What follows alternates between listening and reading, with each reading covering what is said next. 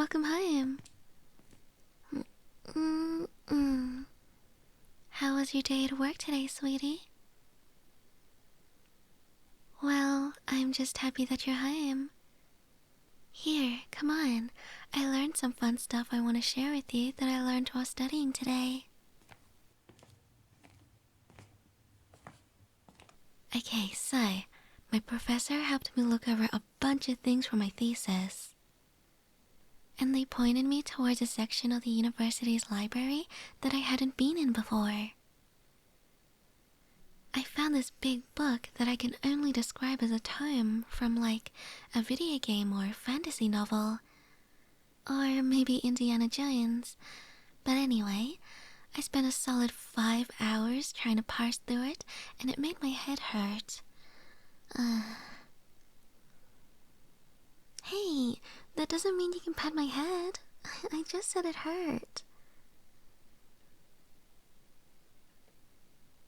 It's to help make me feel better? You're lucky that you're cute. Anyway, I went back to the professor with some notes I took from it, and we had a long talk about ancient myths, since the topic of my thesis is the origin of storytelling and modern tropes. Specifically, a thing called etiological myths.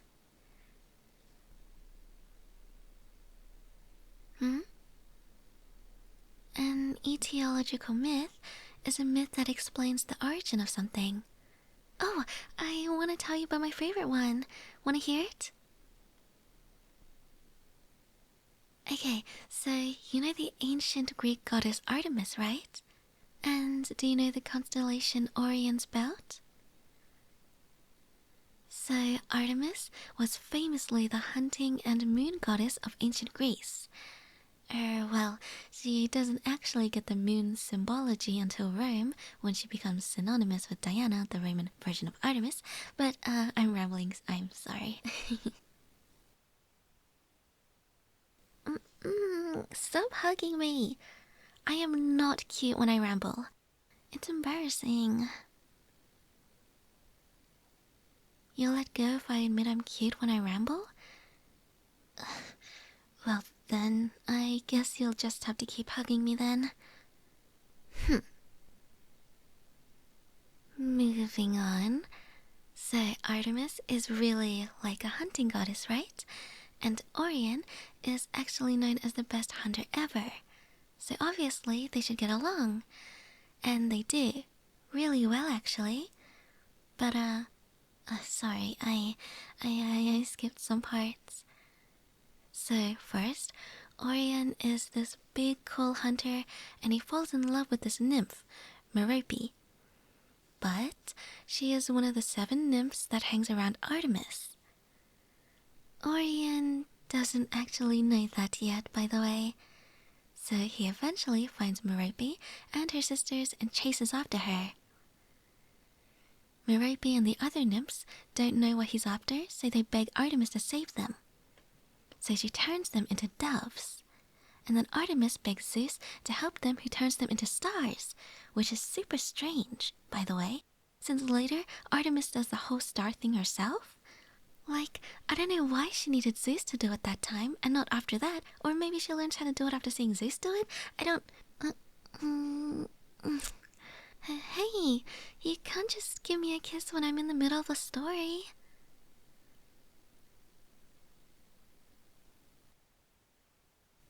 I was rambling again? And you were trying to get me to focus? Well, I guess it was for a good reason. But you can't kiss me again without warning me like that. It was very distracting. Where was I? Oh, yes, the 7 nymphs. So Zeus turns the 7 nymphs into stars, and they become the Pleiades constellation. So that is the first etiological myth I learned today. But back to the Orion thing.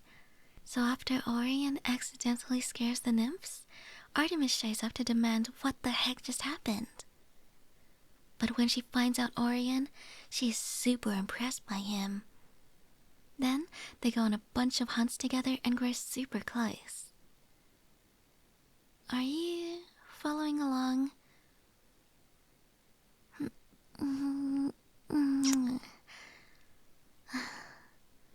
You're the best partner I could dream of for putting up with my rants.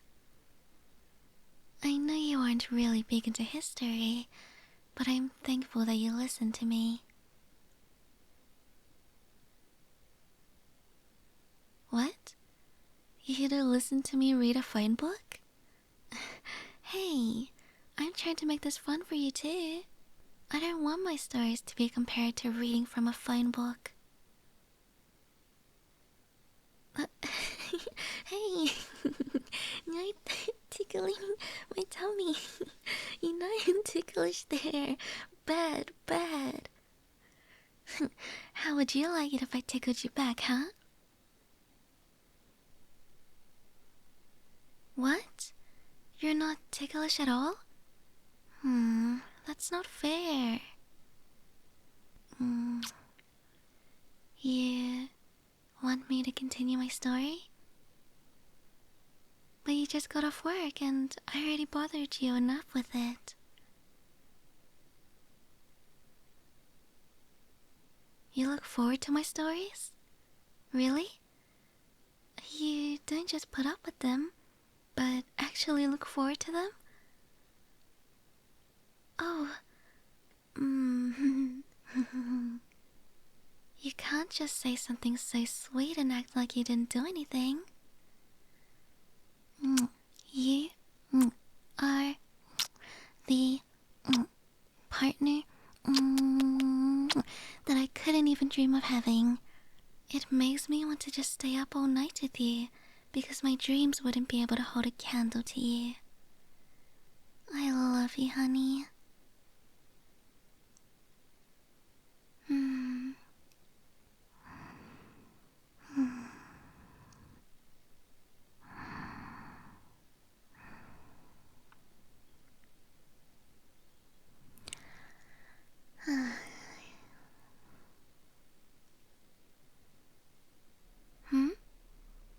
You want me to finish my story? You're excited to hear the rest of it? Well, now you're just being a flirt. But I love you for it. Okay, so where did I leave off? Oh, right. So Artemis and Orion go hunting together and have a great time. They eventually even fall in love, depending on the version of the myth. Oh, and I'll get back to that in a bit. But so Apollo, Artemis's twin brother, is super upset that his sister is spending all her time with this hunter guy and not him. So he comes up with a plan to get rid of Orion. While Orion is asleep, he sends a massive scorpion to attack him. Orion tries to fight it, but he finds that he can't break its hard exterior because it's like a huge scorpion. So he runs towards the lake because I guess scorpions can't swim. Can scorpions swim? I don't know, but he tries to swim to evade the scorpion. And on the other side of the shoreline, Artemis is doing, something, I guess? But her brother Apollo shows up and tricks her into thinking that the person swimming in the lake was someone who tried to get to our sacred grove and touch her handmaidens. So she shoots the person in a fit of rage. Only after she goes to check on the person she shot did she realize that she actually shot Orion. She begs Zeus to fix him, and Zeus refuses, so she goes to Asclepius, but he also refuses. So she takes Orion into her silver chariot and goes up and places him in the sky as the Hunter constellation. Fun fact, Orion's belt is the constellation that holds the North Star, which is like the most important star for navigation in the world. Also, Canis Major and Canis Minor are Orion's hunting dogs. They follow him in their forever hunts across the sky. Also, at some point, that scorpion that tried to kill Orion is put up there. I'm not sure when or why, but that's the Scorpio. You know, like the horoscope thing. What is your star sign anyway? Oh, okay. I know what day your birthday is, but I don't actually know what constellations go to what months except my own. I'm a Leo. Anyway, the Artemis and Orion myth also has another version that is widely accepted. Why are there two versions? Well, Greek myths were originally told verbally. Most of them weren't written down until the Library of Alexandria wanted to put them all down on paper. Unfortunately, by then, many myths were most likely already lost. Telling these myths was the job of the 𝐬𝐨𝐬𝐲𝐢𝐳, or the singers. They had to memorize every myth they could perform whenever someone wanted to hear one. And unfortunately, at the end of the day, they were performers. They only sang and told the myths that people enjoyed. So it stands to reason that the less popular myths eventually faded away. A popularity contest Hunger Games, kinda. How does that make it so there are two versions? Well, I just said that they're performers, right? The Greece of the ancient world wasn't a unified place. You wouldn't get the same reaction to a story told in Athens as you would Sparta, for example. So the 𝐬𝐨𝐲𝐲 would tweak the stories depending on the place they were telling it. Oh, there's another myth with Jason and the Argonauts and Atalante that I have to tell you about. What did I say about kissing me randomly? I never said it wasn't cute though. You're such a nerd. What do you mean I'm the nerd? That is slander. Wrong. Wrong. You're the nerd in this relationship. Because I said so. Bleh. But like, the 𝐬𝐨𝐲𝐲 would change the myth depending on where they told it, or the version they heard their teacher tell them. Then later, when the myths began to be written down, multiple versions of the myth would surface.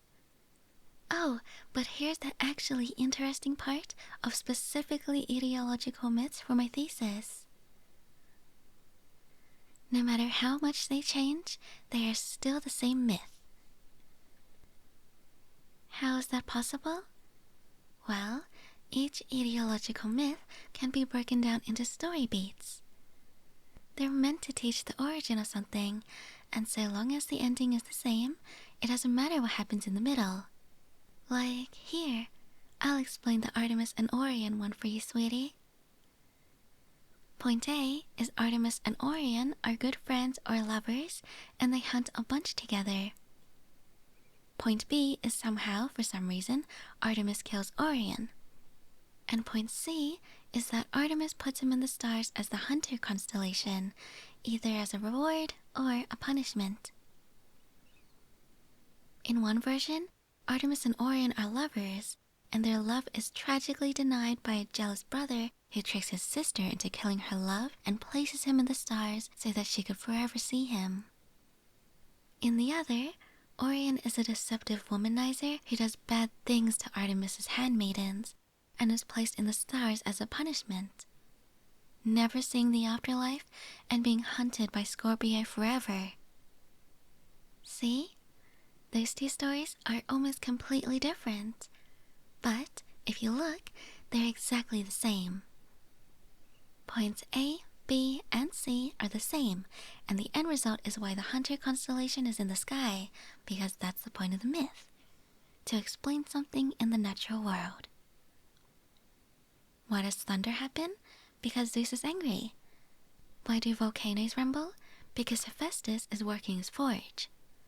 Why is that group of stars important for navigation? Because it is the greatest hunter who ever lived immortalized. It's just so cool, right? Oh, I'm so excited to write the rest of my thesis now. Thank you again for being my listening partner. I'm glad you think so too. Here, you've been so sweet since coming home today, so I'll let you put your head on my chest. Just listen to my heartbeat. It beats just for you, honey. I love you.